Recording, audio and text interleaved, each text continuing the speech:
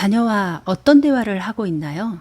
오늘은 부모의 문답법이라는 책을 통해서 자녀와의 대화를 한번 점검해 볼까요? 자, 30년에 걸쳐서 1만 4천 명이 넘는 대학생을 대상으로 대규모 검토를 했습니다.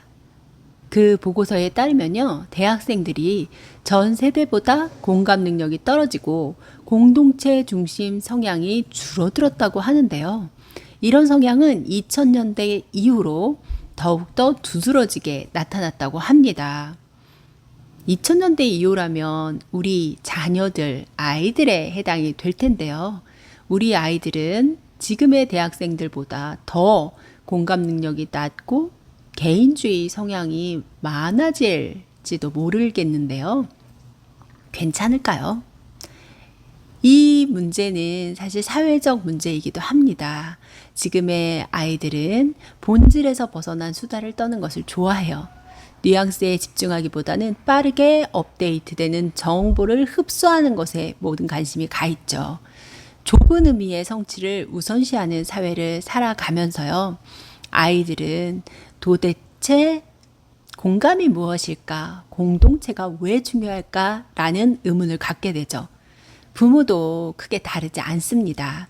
내 아이가 뒤처지지 않도록 어떻게 하면 도울 수 있을까 생각하다 보니까요. 온갖 것들을 공부해야 되고 많은 뒷바라지를 해야 되죠. 그 뒷바라지에 대한 부담감 때문에 아이와 자연스러운 대화를 나누기가 어렵습니다. 아이하고 나누는 일상 대화에 그렇게 관심이 많지 않아요. 그저 아이가 무엇을 했는지, 어떻게 하고 있는지 정보 전달을 하는 상황 공유형 대화가 많아지고 있습니다. 그런데 이런 대화 괜찮을까요? 더 많이, 더 빨리를 외치면서 서로가 서로를 나누지 못하고 무엇을 하고 있는지, 아이가 어떻게 하고 있는지에만 관심을 쏟으니까요. 그런 대화를 통해서는 공감 능력이나 공동체 형성을 할 수 없습니다. 아이의 발달에 과연 정말 무엇이 중요할까를 곰곰이 생각해보고 또 거기에 초점을 맞춰서 아이와 대화를 나누는 것이 아이의 삶에 더 보탬이 될 텐데요. 참 그렇게 하기가 쉽지 않죠. 우리 사회는 너무나 성취와 속도를 강조하니까요. 아이가 행복한 것보다는 언어와 수학을 얼마나 잘하는지가 더 중요합니다. 시험에서 좋은 성적을 받는 것이 더 아이를 행복하게 만드는 길이라고 생각하게 되니까요. 일상 대화에서도 공부에 관련된 이야기를 하는 경우가 정말 많죠.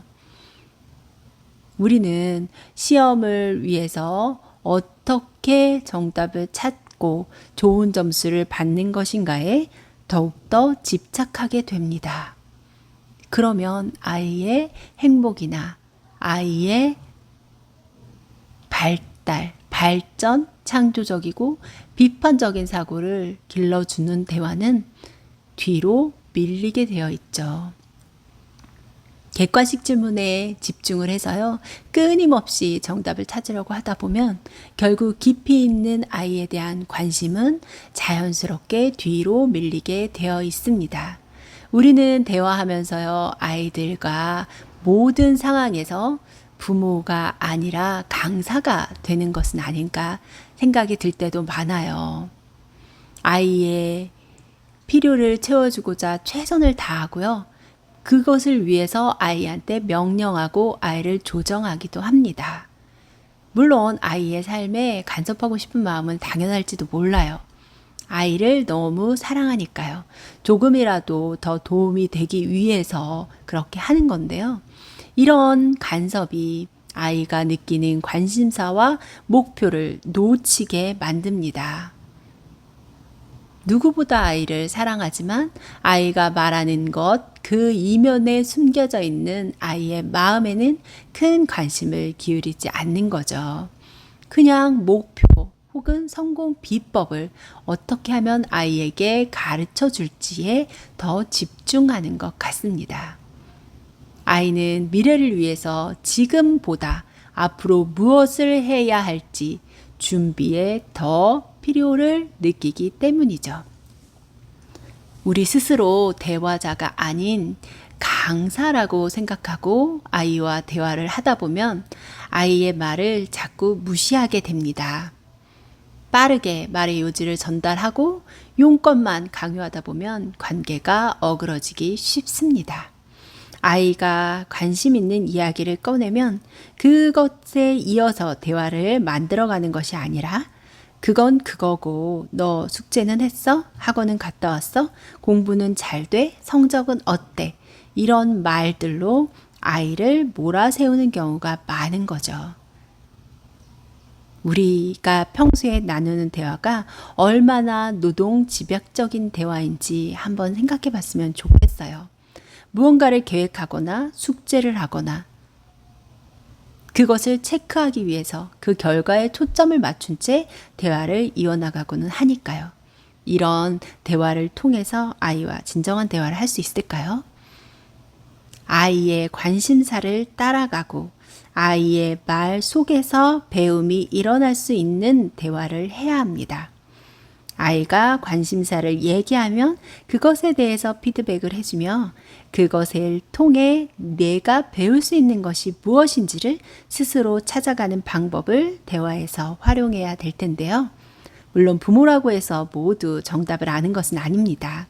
하나하나 배워가면서 아이와 함께 그 답을 찾아가는 과정. 그것이 아이와의 대화에서 필요한 대화가 아닐까요? 오늘 나는 아이에게 어떤 지시적인 대화를 했는지 한 번 더 돌아보면 좋겠습니다. 어른이라고 모든 질문에 정답을 알고 있는 건 아니다. 모두는커녕 전혀 모를 수도 있다. 하지만 바로 그게 핵심이다. 답을 모른다는 것은 아이와 함께 탐색하고 더 많이 질문하며 부모도 배움의 여장을 떠날 수 있다는 뜻이니 말이다. 부모의 문답법 자녀 대화법이었습니다.